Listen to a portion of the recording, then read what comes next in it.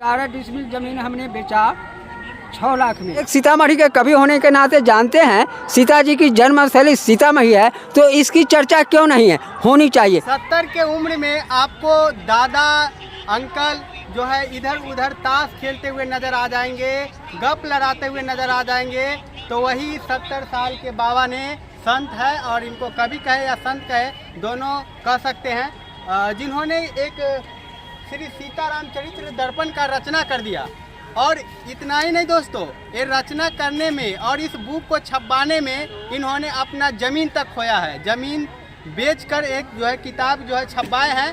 अब इन्हीं के जुबानी जानते हैं कि इस किताब को छपवाने में क्या इसका स्ट्रगल रहा। स्वागत है चैनल पे। मेरा नाम हुआ रामचंद्र जानकी शरण दास और मेरा निवास हुआ रंजीतपुर गोट शिवनगर में भी सीतायन वाटिका में रहते हैं और डुमरा ब्लॉक में पड़ता है। इस ग्रंथ को लिखने में हमने 1989 से 2020 तक का इसमें समय दिए हैं, लेकिन 22 में इसको हम छपवाने का विचार से 22 में इसको जब हमको छपवाने का विचार हुआ तो सोचे कि से मेरे खर्च से, ज़मीन के खर्च से तो यह नहीं छप पाएगा, तो कुछ ज़मीन ही बेचकर, क्योंकि मेरे पास 5 एकड़ ज़मीन है तो उससे उपज नहीं हो पाता है उचित, तो सोचे कि से ज़मीन बेचकर इसको छपवा लिया। तो 11 डिसमिल ज़मीन हमने बेचा 6 लाख में, और उसमें से 2.5 लाख में 1000 प्रति हमको छपाया किताब। तो अब इस किताब को हम बाज़ार में बेचने के लिए जब निकलते हैं तो कहते हैं कि इसे सब कुछ तो अब मोबाइल पर ही है, यूट्यूब चैनल पर इसको आप डालिए। एक मास्टर साहब कहे यूट्यूब चैनल पर डालिए। तो 2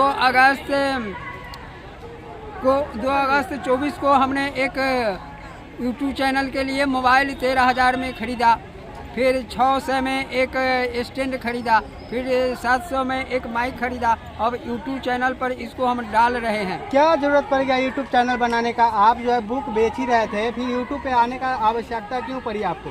अब लोगों का कहना है कि इसे अब पढ़ने का झंझट कौन करेगा, सब कुछ मोबाइल पर है, तो आप भी मोबाइल पर डालिए और इससे आपका प्रचार होगा। हम भी सोचे चलो जब ऐसे किताब लोग नहीं खरीद रहे हैं तो कम से कम यूट्यूब चैनल के माध्यम से उनको तो चैनल देखने में ढुआ नहीं लगेगा और हमको भी नहीं परेशानी होगी, तो कम से कम प्रचार तो होगा, पुस्तक लिखने का उद्देश्य तो अपने आप विकास होगा।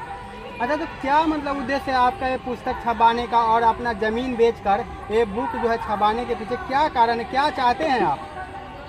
हमें एक न एक दिन मरना तो सबको है, तो हमें भी मरना होगा। राम भी मरा, रावण भी मरा, लेकिन दोनों का संस्कार जैसा था वैसा नाम तो आज भी लोग ले रहा है ना।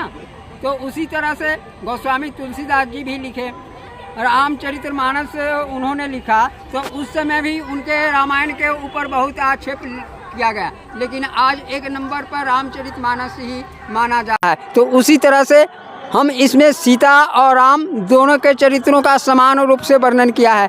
रामचरितमानस में राम जी का जन्म है, राम जी का बाल लीला है, और सीता जी का जो प्रसंग है वो फुलवाड़ी प्रसंग, धनुष यज्ञ, वहाँ से वर्णन किया गया है। तो हम एक सीतामढ़ी के कवि होने के नाते जानते हैं सीता जी की जन्मस्थली सीतामढ़ी है, तो इसकी चर्चा क्यों नहीं है, होनी चाहिए।